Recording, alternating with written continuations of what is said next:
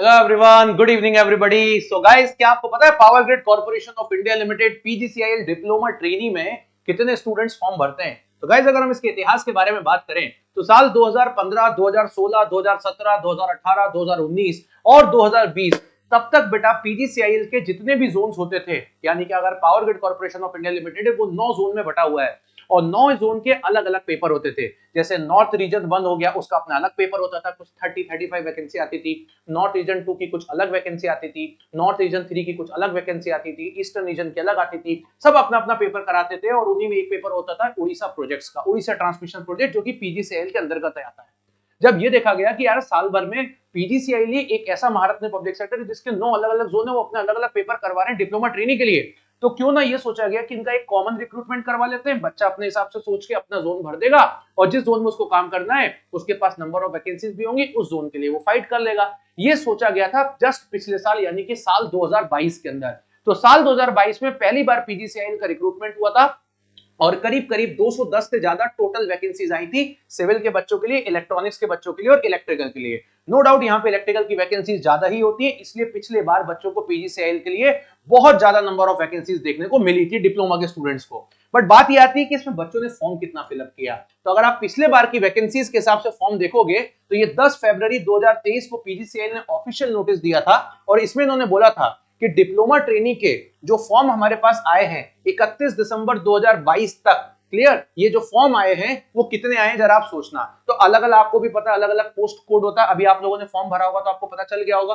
कि अलग अलग पोस्ट कोड होता है, मतलब नॉर्थ रीजन का अलग है, ईस्टर्न रीजन का अलग है। ऐसे करते करते गाइस पूरे सिविल इलेक्ट्रिकल सिविल इलेक्ट्रिकल और इलेक्ट्रॉनिक्स के जब आप फॉर्म देखोगे तो टोटल तीनों ब्रांच के जो फॉर्म भरे गए थे वो मात्र 32,956 भरे गए थे। आपको लग रहा होगा ये तो बहुत ज्यादा है, बेटा ये बहुत ज्यादा नहीं है। अगर आज आप एसएससी जेई को देखते हो, एसएससी जेई में करीब करीब 1.25 लाख से ज्यादा बच्चों ने इलेक्ट्रिकल में उन्होंने फॉर्म भरा है, लेकिन जब आप पीजीसीएल की बात करते हो तो यहाँ पर मात्र 32,000 होता है। आपको इसका रीजन पता है? इसका रीजन सिर्फ ये है क्योंकि पीजीसीएल बीटेक कैंडिडेट्स को अलाउ नहीं करता, पीजीसीएल लेटरल कैंडिडेट्स को अलाउड नहीं करता, पीजीसीएल अलाउड नहीं करता उन सारे डिप्लोमा के स्टूडेंट्स को जिनके परसेंटेज 70 से कम है। इसी वजह से ये फिगर 1.25 लाख 1.5 लाख से उठ के सीधा यहां आ जाता है। अब आप सोचो, इनमें से भी जो सीरियस एस्पायरेंट है, जो अपनी तैयारी करके जाते हैं, वो 50% भी नहीं निकलते। यानी कि मैं बात करता हूं तो सीधा मैं 16,000 पे आ जाता हूं। इन 16,000 की मैं अगर बात करता हूं तो आपका कंपटीशन भी 16,000 से नहीं है, आपका कंपटीशन सिर्फ आपके जोन के कैंडिडेट से है। और अगर आप किसी भी जोन के जनरल कैटेगरी के कैंडिडेट्स देखोगे 182, 625, 58 सिर्फ आपका इनसे है। आपका अपनी रिस्पेक्टिव कैटेगरी, आपकी अपनी रिस्पेक्टिव कैटेगरी के साथ कंपटीशन है। तो आज के डेट में मैं इलेक्ट्रिकल के स्टूडेंट्स को बोलना चाहता हूं, ये पीजीसीआईएल का एग्जाम, जो कि आपको पता है इलेक्ट्रिकल के लिए जन्नत मानी जाने वाली कंपनी है, इसने बहुत अच्छा मुहैया करवाया हुआ है कि अब ये कंबाइंड रिक्रूटमेंट लेते हैं। इनके कंबाइंड रिक्रूटमेंट से बहुत ज्यादा फायदा होने वाला है उन सारे डिप्लोमा के स्टूडेंट्स को जो राइट नाउ अभी डिप्लोमा कर भी रहे हैं या जिनका डिप्लोमा हो भी गया है। आपको मैं बोलना चाहूंगा ये एग्जाम बहुत प्यारा एग्जाम है, इसका फॉर्म फिलअप करने में गलती मत करना। ढेरों सारे बच्चे सिलेक्ट होते हैं और इस बार तो गाइस वैकेंसीज भी ज्यादा हैं। और इस बार जब वैकेंसीज ज्यादा हैं तो मैं आपको पहले ही बोलूंगा, एक रीजन ये हो सकता है कि इस बार नंबर ऑफ स्टूडेंट ज्यादा भर लें, लेकिन एक रीजन ये भी हो सकता है कि इस टाइम बच्चे बहुत सारे एसएससी जेई में भी लगे हुए हैं। तो मेरा आपसे एक रिक्वेस्ट है कि अगर आप एलिजिबल हैं तो इस फॉर्म को छोड़ना मत, आराम से बढ़ना। ये बहुत प्यारी जॉब है सारे इलेक्ट्रिकल के स्टूडेंट्स के लिए। और मैं आपको बता देता हूं इस बार का जो आंकड़ा है वो भी इतना नहीं जाने वाला, इसके आसपास या इससे काफी कम ही रहने वाला है। मतलब ले देकर गिने चुने 10,000 या 12,000 बच्चों के साथ आपका कंपटीशन है और वो आप ही के रिस्पेक्टिव कैटेगरी के अंदर। तो जो भी बच्चे एलिजिबल हैं